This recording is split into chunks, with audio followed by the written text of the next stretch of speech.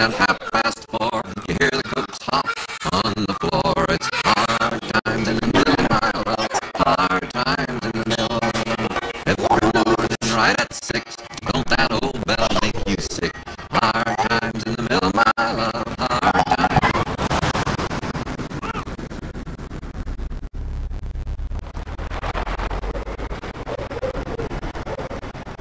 It's so good to see you guys. Han out here. Are we on yet?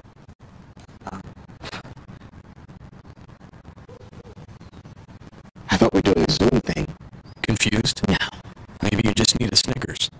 The Ram Power Days are on at Frisco Dodge. Save up to $13,323 off MSRP on a 2020 Ram 1500 or lease a 2020 Ram 1500 for $449 per month for 36 months with zero down. FriscoDodge.com. The Shark Vac Mop. It combines powerful vacuum suction and spray mopping to lock away debris and absorb wet messes, all in one disposable pad. For a complete clean, vacuum, spray mop, and toss in one click. The Shark Vac Mop. A complete clean, all in one disposable pad. Can you believe all the games we fit under one roof?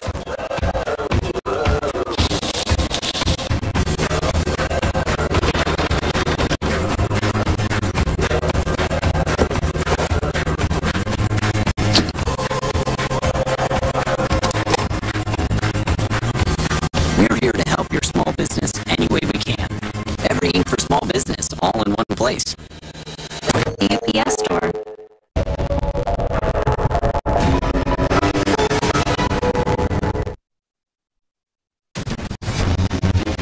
That was a scene earlier today on the stage. You saw those plexiglass screens, which have now been removed. We're told it came after White House Chief of Staff Mark Meadows made a request to Dr. Anthony Fauci to speak to the commission. He spoke to the commission, said that he did not believe the plexiglass screens were necessary because the candidates were 12 feet apart, so they will not be on the stage tonight. David Muir, what are you looking for? Well, I'm looking to Joe Biden to see these personal attacks that he's signposted he knows are coming. The three of us have heard Joe Biden all this week say that. Will he engage or will he turn to the camera, as Rahm Emanuel suggested earlier? Or, as Dan Abrams said, will he take an opportunity at some point in the debate to go after President Trump on the bank account in China about taxes? The other thing I'm looking for is which of the candidates best remembers how turned off the American people were by the first debate, the chaos, the interruptions, and remembers that for most people at home, it's how do we get through this pandemic, how do we recover this economy, and how do we do that without a significant loss of life as we move forward? Yeah, similar to David, does he respond with the Michelle Obama mantra of when they go low, we go high? Additionally, of course, we're in the middle of a pandemic. Tens of millions of Americans have pre-existing conditions. The president has been promising his health care plan for years. Will we hear anything about it at all tonight? Rahm Emanuel. If I was Joe Biden, I'd make sure this campaign is one of compassion and cohesion versus continued conflict and chaos. If you can keep it in that frame, which is therefore a referendum on Donald Trump, and you're the answer and the antidote to a more calmer future, that's where you want this. So you expect him to be talking a lot more to the audience than to Donald Trump? Totally about them, their future, act, and to just deflect Donald Trump. It's your children, your families, your future. That's what we're here to debate, not us. Chris Christie, I hear that the White House aides have been showing President Trump the videotapes of the last debate 4 years ago where they thought he did pretty well by at some point taking a lighter touch. Yeah, that was debate number 3 that we were showing him, George. And I would tell you that what I'm looking for tonight are 2 things. One, the president's demeanor. How does he come across, and does he understand that tonight could be a night to attempt to charm some of the American people by talking to them about what his vision is for the next 4 years? If he doesn't do that, then I think we're going to see another brawl like we saw a few weeks back. And Yvette Simpson, that brawl did not help President Trump last time around. Right. What I would say about Joe Biden, just to bring it home, is hopefully he took notes from Kamala Harris's handling of Pence. Be clear, be concise, shake your head and say, bless your heart, and keep it moving, because the reality is the guy on the other side of the stage is not in a position of winning. So ignore him, talk to the American people, be empathetic, and mostly be clear and be strong. That's what people want to see right now. Sarah Fagan. I want to see if Donald Trump can put Joe Biden on his heels about what is really the leftward lurch of the Democratic Party. Can he convince enough independents and soft Republicans that the choice is stark, get them to vote for him, and close this race? That's what I want to see. Is that at odds with going after Hunter Biden? It depends how he does it. Look, I think this is becoming a very legitimate issue, and there's been enough evidence that at least it deserves more debate. He can do that in a respectful way.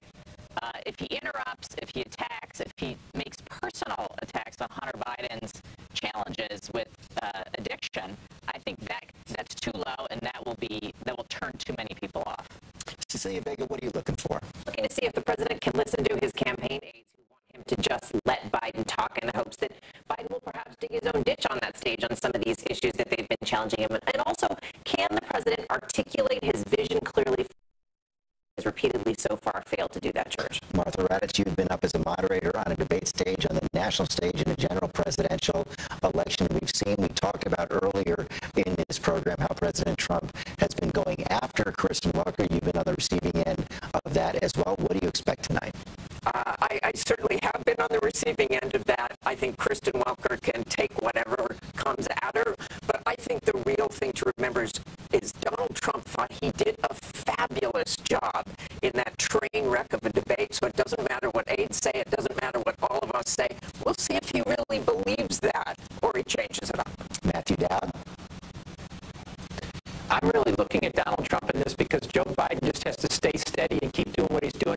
The question for me is, can Donald Trump be something different than he's been for 5 years?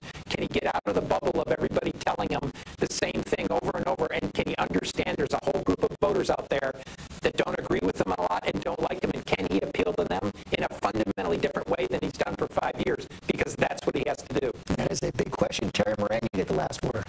And just to follow up on that, bring us together. That's what voters wanted in 1968, another tumultuous year. That was Richard Nixon's sense of the electorate. Does Donald Trump sense that people are tired, exhausted of the fighting and the hatred?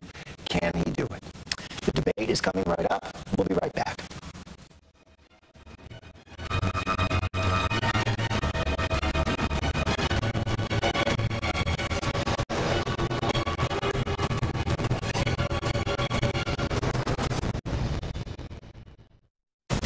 This is an ABC News special, an election year like no other, with record-shattering voter turnout. A vote for Republicans is a vote for safe communities, great jobs, and a limitless future for all Americans. We choose hope over fear. We choose unity over division, science over fiction, and yes, we choose truth over lies. It's time to stand up and take back our democracy. The final presidential debate starts right now, live from Belmont University in Nashville, Tennessee, and ABC News election headquarters. Now reporting, Chief Anchor George Stephanopoulos. And welcome back to our special coverage of tonight's final presidential debate, just moments away now, and that is the scene at Belmont University in Nashville, where President Trump and Vice President Biden will take the stage for 90 minutes and take questions from moderator Kristen Welker of NBC News. Just 12 days to go in this election, almost 50 million Americans have already voted, a sign of the times, in a presidential race transformed by the pandemic and a sign of how engaged Americans are in this race. Also a warning sign for President Trump. He's behind in the national polls right now and the key battleground states. The pool of undecided voters is shrinking by the day. He's got to do something tonight to shake up this race. Our chief White House correspondent, John Karl, is on the scene in Nashville. And George, when the president is behind, he goes on the attack. I expect that is what will happen here. I think he will go after Joe Biden in very personal ways, going after his family, going after his son Hunter Biden's business dealings, regardless of whether or not there are any questions that lead him in that direction. I think he will do that. Now, George, the president complains bitterly about the fact that the microphone will be muted for some of the answers, for some of this. But his advisors actually think that that will be good for the president. What they really want to come out of this debate is for Joe Biden to make a mistake, and they believe that that is more likely to happen if the president isn't constantly interrupting it. Right, they want to let Joe Biden talk and see what happens if that happens. Mary Bruce, what is the Biden team prepared for? Well, Joe Biden's to stay the course. He needs to avoid any big missteps. He needs to avoid giving the president any big openings here. He knows that Donald Trump is going to come after him with personal attacks against him and his family. They are braced for the fact that this debate could get ugly, and Joe Biden is going to push back with the president. That is easier said than done, but instead, Joe Biden's goal here is really to stay laser focused on the president's handling of this pandemic and to try and talk just directly to the American people. So when Trump comes after him, Biden is going to argue this isn't about his family, this is about your family and what voters are looking for in their next president. But Mary, Biden has admitted he lost his temper a little more than he wanted to at the last debate. And George, I have to tell you, I have talked to Biden supporters who were not happy with the tone that they heard from the former vice president. He was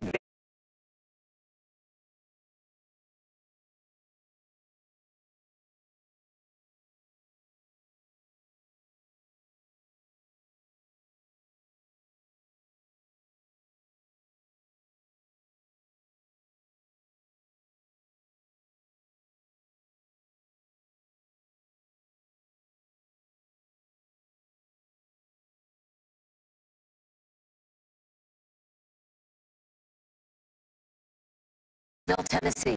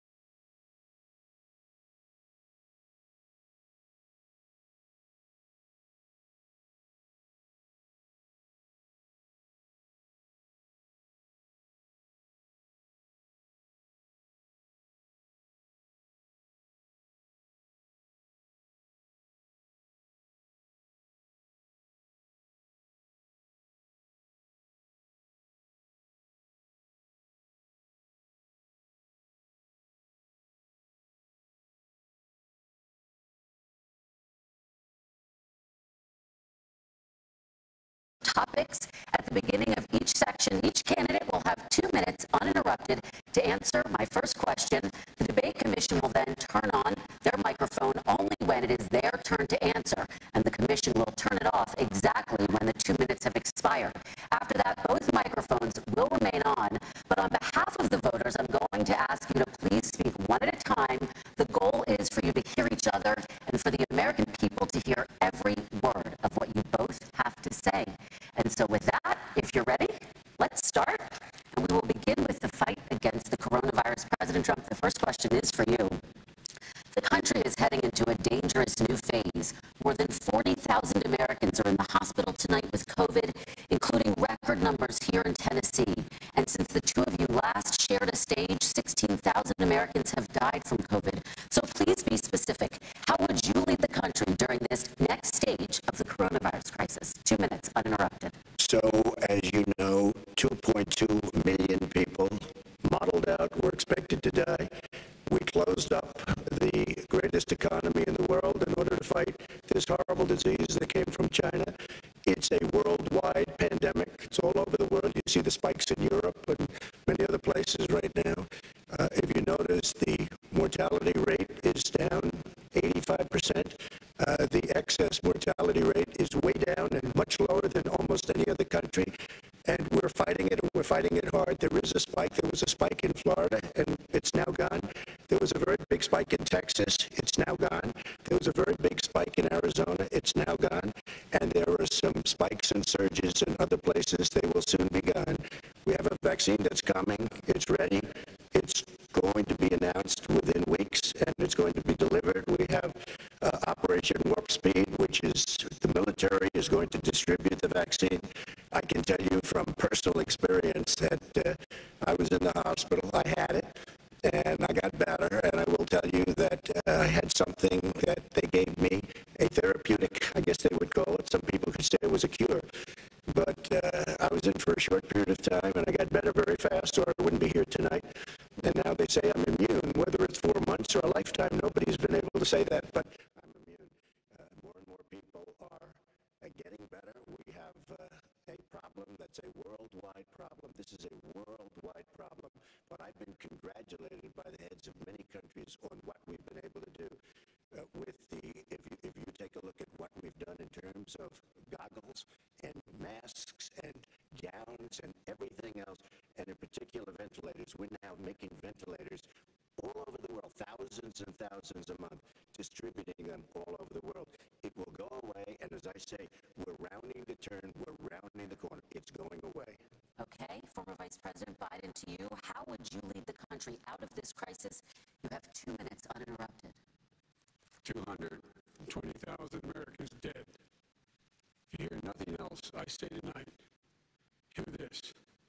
Anyone who's responsible for not taking control, in fact, not saying I take no responsibility initially, anyone who's responsible for that many deaths should not remain as President of the United States of America. We're in a situation where there are 1,000 deaths a day now, 1,000 deaths a day, and there are over 70,000 new cases per day. Compared to what's going on in Europe, as the New England Medical Journal said, they're starting from a very low rate. We're starting from a very high rate. The expectation is we'll have another 200,000 Americans dead between now and the end of the year. If we just wore these masks,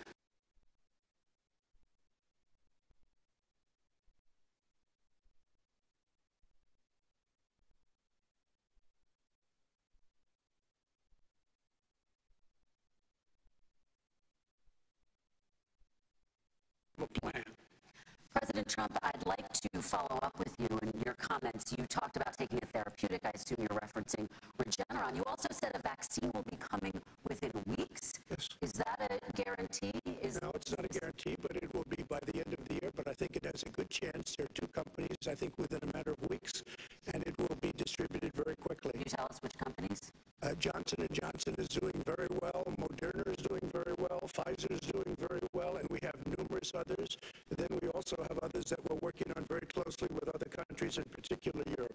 Let me follow up with you because this is new information. You have said a vaccine is coming soon within weeks now. Your own officials say it could take well into 2021 at the earliest for enough Americans to get vaccinated. And even then, they say the country will be wearing masks and distancing into 2022. Is your timeline realistic? No, I think my timeline is going to be more accurate. I don't know that they're counting on the military the way I do, but we have our generals lined up, one in particular that's the head of logistics, and this is a very as soon as we have the vaccine, and we expect to have 100 million vials. As soon as we have the vaccine, he's ready to go.